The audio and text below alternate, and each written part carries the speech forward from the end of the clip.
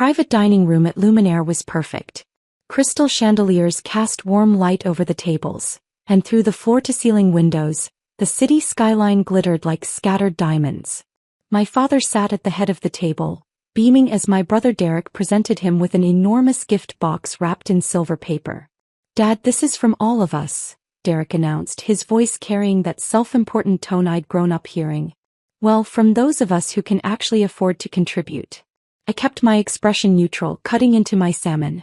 I'd worn my usual outfit, jeans, a simple black sweater, and the canvas sneakers I'd owned for 3 years.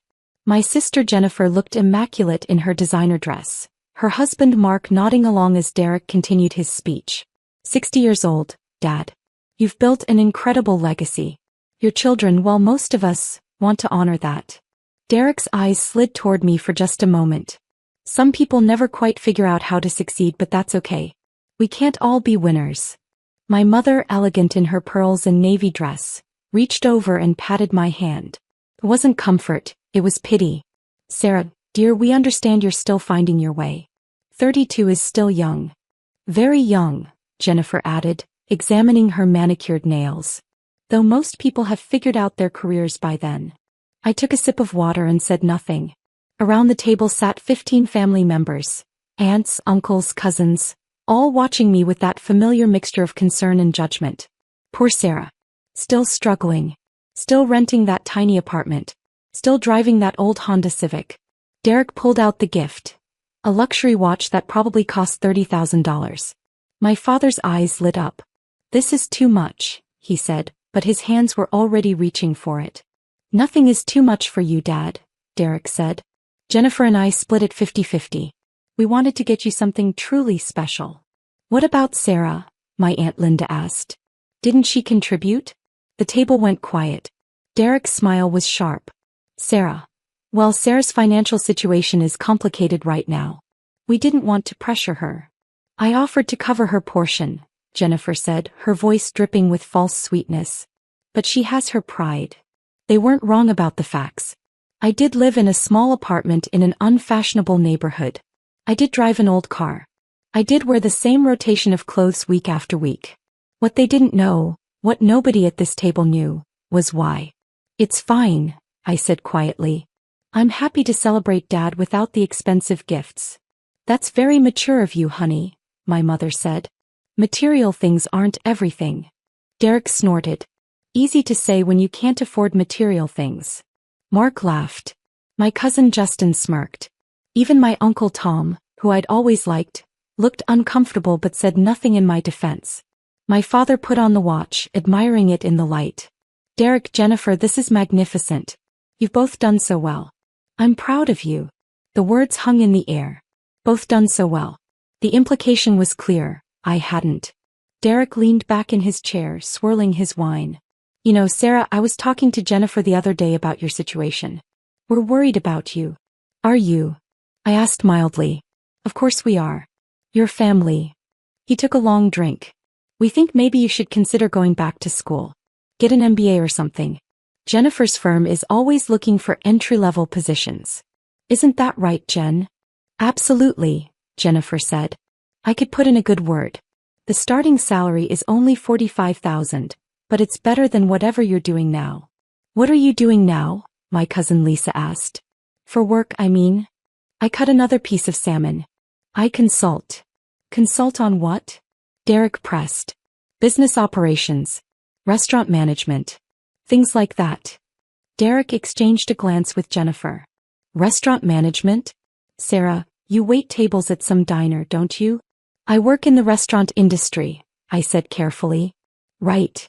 Derek's smile widened. "See, this is what I'm talking about. You're 32 working at a diner calling it consulting. This is why we worry." My mother sighed. Sarah has always been creative with how she describes things. "Remember when she said she was going into business?" Jennifer laughed. "And it turned out to be some failed food truck?" "It had a food truck. 8 years ago, fresh out of college. It had failed spectacularly within 6 months. What Jennifer didn't know was what happened after. But I wasn't ready to explain. Not yet. The food truck was a learning experience," I said. "A $40,000 learning experience," Derek reminded everyone. Didn't you have to borrow money from Dad to cover the losses? I paid him back, I said quietly. After how many years? Derek leaned forward. Look, Sarah, I'm not trying to be cruel. I'm trying to help. You need to face reality. You're not cut out for entrepreneurship. There's no shame in that. Most people aren't. Derek's right, my father said, and something in my chest tightened. Sarah, honey, you have to stop chasing these impossible dreams. Get a stable job. Build a real career. Look at your brother and sister. They have houses, retirement accounts, families. What do you have? What did I have? I looked around the table at my family, at their expensive clothes and confident smiles, at the way they looked at me with such certainty that they understood my life. I'm doing fine, I said. You're not, though, my mother said gently. And it's okay to admit that. We want to help you. We've actually been discussing it, Jennifer said. Derek, and I think maybe you could move in with Mom and Dad for a while. Save some money. Get back on your feet. At 32, my Aunt Linda said. Is that really? It's practical, Derek interrupted. Sarah's too proud to ask for help, but she needs it. Look at her. She couldn't even afford to contribute to Dad's gift. She's wearing the same clothes she wore at Christmas. How much longer are we going to watch her struggle? The entire table was staring at me now. I felt heat rising in my cheeks, not from embarrassment but from the effort of keeping my expression neutral. I appreciate the concern, I said. But I'm not struggling. Sarah. Derek's voice took on that patronizing tone I hated. We can all see that you're struggling. There's no point in pretending anymore. I'm not pretending.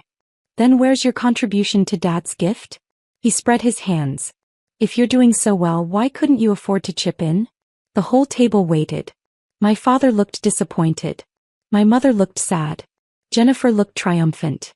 I could have ended it right there. I could have told them. But something in me wanted to wait just a little longer. To see how far they would push it. I chose not to contribute, I said finally. Derek laughed. Right. You chose not to. Just like you choose to live in that apartment and drive that car. Exactly like that. Sarah, this is getting sad, Jennifer said. You're not fooling anyone. We all know you're broke. Do you know that? I asked quietly. Of course we do, my mother said. Sweetheart, there's no shame in it. The economy is hard. Not everyone can. She was interrupted by the restaurant manager approaching our table. I recognized Thomas immediately. I'd hired him personally 3 years ago. He was carrying a leather portfolio and walking straight toward me. Ms. Anderson, he said, his voice professional. I apologize for interrupting your dinner, but you asked me to bring these contracts by 7 o'clock. The table went silent. Thomas placed the portfolio in front of me. These are the renovation contracts for the expansion. The construction company needs your signature by tomorrow morning to keep the timeline on track. I've also included the quarterly reports you requested for all 6 locations. I felt every eye at the table on me as I opened the portfolio.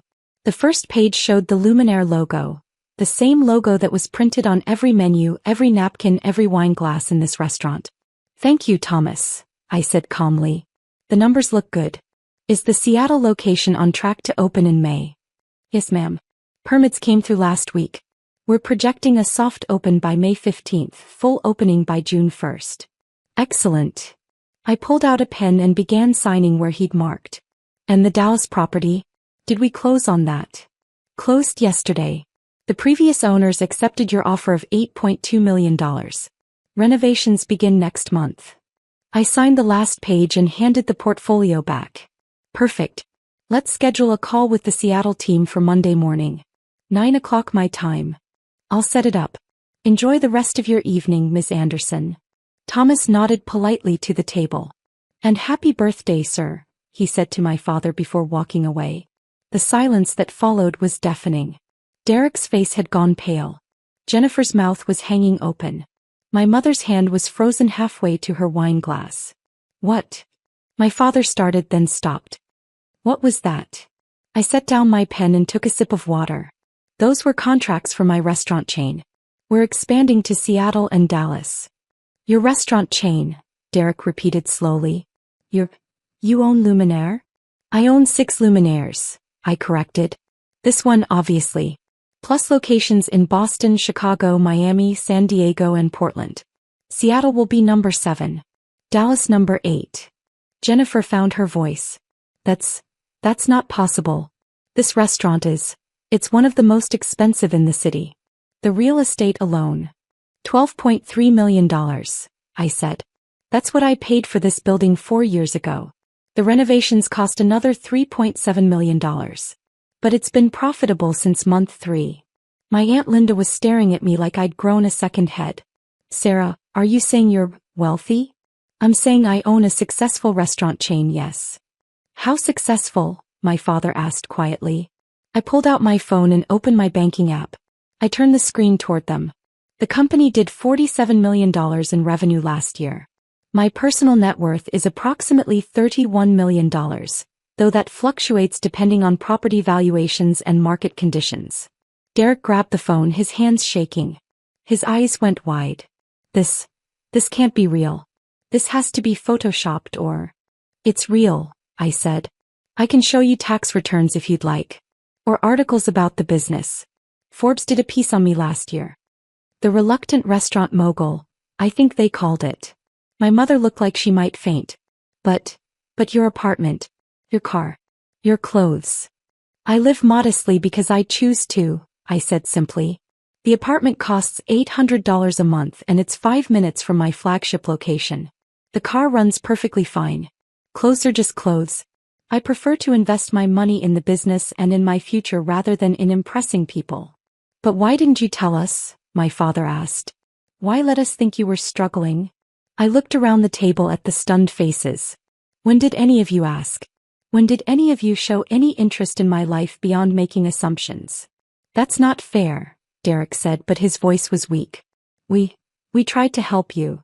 You tried to fix what you assumed was broken, I corrected. Without ever asking if I needed fixing. Jennifer's face was red. You let us believe you were poor. You sat there while you what? I asked. Insulted me? Mocked me? Offered me entry-level jobs? I didn't let you believe anything. You chose to believe it based on my clothing and my car. You never once asked about my life. You just assumed. The food truck, my mother whispered. You said it failed. It did fail, I confirmed. I lost $40,000 in 6 months. And then I learned from those mistakes. I took a job as a line cook at a restaurant downtown. Worked my way up to sous chef, then head chef, then kitchen manager. I learned every aspect of the business from the ground up. After 3 years, I had enough saved to lease a small space in a bad neighborhood. I called it Luminaire. That was 8 years ago, my father said, doing the math. 8 years ago this month, I agreed. The first location almost failed too. I worked 18-hour days, 7 days a week. I slept on a cot in the office. I ate the food that would have been thrown away. But I made it work. And then I made it profitable. And then I expanded. Derek's face was white. The gift. You could have. Why didn't you contribute to Dad's gift? I looked at my brother. Really looked at him. Because you didn't ask me to. You announced at Thanksgiving that Jennifer and you were handling it. You specifically said, "Don't worry, Sarah, we know you can't afford it." Remember? He did remember. I could see it in his face. I was respecting your wishes, I continued. You wanted to do something special for Dad, just the two of you. I wasn't going to force my way in. But we thought. You thought I was too broke to contribute. I know what you thought. The question is, why did you think that? I looked around the table. Why did all of you assume the worst? Why was it easier to believe I was failing than to consider that maybe I was succeeding quietly? You live in a tiny apartment, Jennifer said weakly. You drive a 2015 Honda. And that automatically means I'm poor? I asked. I also own this building, the one your apartment is in, Jennifer. Did you know that? I bought the whole complex 2 years ago as an investment property. You're my tenant. Jennifer's face went from red to white. The Riverside Apartments? You own that. I own a lot of things, I said. The question is why none of you ever thought to look beyond surface appearances. My father removed the watch Derek had given him. His hands were shaking slightly. Sarah, I don't know what to say. You don't have to say anything, Dad. I'm not angry. I'm just tired. I set down my napkin. I'm tired of being the family disappointment. I'm tired of being the cautionary tale. I'm tired of being offered entry-level positions like they're acts of charity. We were trying to help, my mother said, tears in her eyes. Were you? Or were you trying to make yourselves feel better? I asked gently. Every time you offered to help me, you got to feel generous and successful.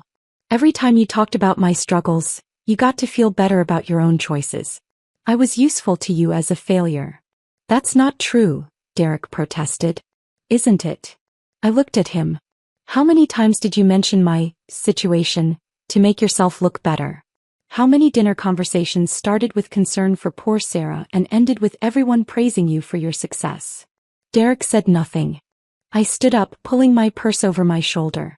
I'm going to go. I have an early meeting with the Seattle contractors tomorrow. Wait, my father said. Sarah, please. Sit down. Let's talk about this. What is there to talk about, Dad? I'm sorry. We all are. He looked around the table. We misjudged you. Badly. We made assumptions and we never bothered to look deeper. That's on us. I accept your apology, I said. But I'm still leaving. This is your birthday dinner and I don't want to ruin it. You're not ruining anything, he said. You're my daughter. I'm proud of you. I should have said that years ago. The words hit harder than I expected. I felt my throat tighten. Thank you. Will you sit down, please? Let me get to know who you really are. I hesitated, then slowly sat back down. Thomas appeared immediately, refilling my water glass. He caught my eye and gave a subtle nod. He knew this was hard. Tell us about the business, my father said. How did you do it? So I did. I told them about those first brutal months in the tiny restaurant, about burning through my savings, about the night I almost gave up. I told them about the breakthrough, a food critic who happened to stop by and wrote a rave review. About the slow build of customers, of reputation, of success. I told them about buying this building, about the terror of taking on that much debt, about the relief when it paid off. I told them about my staff, 127 employees across 6 locations, many of whom had been with me since the beginning. The expansion to Seattle is different, I explained. I'm partnering with a local chef there, someone who knows the market. I'm providing the capital and the business structure. She's providing the culinary vision and local expertise. That's brilliant, my Uncle Tom said. He'd been quiet through most of this, but now he was leaning forward with genuine interest. Franchising. Sort of, but I maintain majority ownership. I've learned that the key is finding the right people and giving them room to create while maintaining quality standards. And Dallas? Jennifer asked. Her voice was small. Pure expansion. We'll replicate the model that works here, adjust for local tastes. The Dallas market is underserved in upscale casual dining. The numbers made sense. Derek cleared his throat. Sarah, I need to apologize. What I said earlier about you not being cut out for entrepreneurship. I was wrong. I was completely wrong. You were making assumptions based on incomplete information, I said. We all do it sometimes. No, he insisted. It was more than that. I think I was jealous. Even when I thought you had nothing, there was something about you that made me uncomfortable. The way you never seemed to care what we thought. The way you just quietly did your own thing. And now I know why. You were building an empire while I was busy judging you. I wasn't trying to build an empire, I said honestly. I was just trying to make something that worked. Something that was mine. The rest just happened. My mother reached across the table and took my hand. I'm sorry too, sweetheart. I should have asked more questions. I should have been curious about your life instead of worried about it. You were being a mother, I said. You were worried because that's what mothers do. No, she said firmly. I was being judgmental. There's a difference. And I'm sorry. Around the table, similar apologies flowed. My Aunt Linda, my cousin Justin, Mark, Lisa, everyone who had watched me be mocked and said nothing or worse joined in. The words were good to hear, but they didn't change what had happened. When the apologies finally stopped, my father raised his wine glass. To Sarah, he said, who accomplished more than any of us knew and did it with more grace than we deserved. The glasses clinked. I smiled, but part of me was still processing everything. Years of being dismissed, of being pitted, of being the family failure. It didn't disappear in one dinner. Dad, I said quietly. I actually did get you a gift. His eyebrows rose. You did. I pulled an envelope from my purse. This restaurant, Luminaire, it was your favorite. You used to take Mom here for anniversaries, remember? Before I bought it. You said the view was the best in the city. I remember, he said softly. I bought this building partly because of those memories. Because I wanted to create that same feeling for other people. Special occasions, celebrations, moments that matter. I handed him the envelope. I want you to have it. He opened it slowly. Inside was a deed. His hands shook as he read it. Sarah, this is 20% ownership of Luminaire, I said. This location specifically. It's worth about $3.2 million. Considering you lent me $40,000 8 years ago for the food truck, and I paid you back $42,000, I figure I still owe you some interest. My father's eyes filled with tears. Sarah, I can't accept this. You can and you will, I said firmly. You're retiring next year, right? This gives you quarterly dividend payments. Nothing huge but enough for nice dinners out. More importantly, it means you're part of something I built. Something I'm proud of. He stood up and walked around the table. Then he pulled me into a hug. A real one, not the awkward side hugs we usually did at family gatherings. I'm so proud of you, he whispered. I'm sorry I didn't say it before. I'm sorry I didn't see you. It's okay, Dad. It's not. But I'll do better. I promise. When he finally let go, he was wiping his eyes. My mother was crying too. Even Derek looked emotional. This is the best birthday gift I've ever received, my father said, holding up the deed. Not because of the money. Because of what it means. Because my daughter built something extraordinary and chose to share it with me. Jennifer cleared her throat. Sarah, about the Riverside apartments. I turned to her. What about them? Are you going to? Is my rent going to? I almost laughed. Jennifer, you've been a model tenant for 2 years. Your rent is exactly what it should be. I'm not going to change anything. But I said. You said things based on false assumptions, I interrupted. We all did. Let's move forward, not backward. She nodded, relief evident on her face. The dinner continued, but everything had shifted. Now my family asked questions. Real questions about my business, my plans, my life. They listened to my answers. They asked follow-ups. They treated me like someone worth taking seriously. It was strange and good and a little bit sad because it showed me what I'd been missing all these years. As dessert was being served, a chocolate torte that my pastry chef Maria had created especially for tonight, my father stood again. I want to say something, he announced. Tonight was supposed to be about me turning 60. But I think it's really about learning that we never stop growing, never stop learning about the people we love. I thought I knew my children. I was wrong. Sarah, you've taught me that success isn't always loud. Sometimes it's quiet and steady and built one day at a time. He raised his glass again. To Sarah. To building something real. And to second chances to get it right. Everyone drank. I felt tears prickle my eyes, but I blinked them back. When the dinner finally ended, people lingered, asking more questions about the business. My Aunt Linda wanted to know about my Seattle partnership. My cousin Justin asked about my investment strategy. Even Derek, after everyone else had left, pulled me aside. I really am sorry, he said. I was a complete ass. For years. Yeah, you were, I agreed. He laughed, surprised by my honesty. Not going to let me off easy, huh? Would you respect me if I did? No, he admitted. I wouldn't. Derek, here's the thing. I don't need you to celebrate my success. I don't need validation from you or Jennifer or anyone else in the family. I built this because I wanted to, not because I wanted to prove something to you. I know, he said quietly. That's what makes it so impressive. And so humbling. I've spent my whole life chasing approval and you just didn't. You found your own path and walked it regardless of what anyone thought. It wasn't easy, I admitted. There were nights I cried myself to sleep wondering if everyone was right, if I was delusional to keep trying. But you kept going anyway. I kept going anyway, I confirmed. He smiled. A real smile, not the condescending one I was used to. Maybe you could teach me something about that. Maybe I could. As I drove home that night in my 2015 Honda Civic, I thought about the evening. About my family's shock, their apologies, their newfound respect. Felt good, but it also felt complicated. The truth was, I hadn't hidden my success to teach them a lesson. I'd hidden it because I knew they wouldn't understand. I knew they'd judge me for living modestly while being wealthy. I knew they'd have opinions about how I should spend my money, where I should live, what car I should drive. I'd hidden my success because it was mine, and I wanted to protect it from their assumptions and expectations.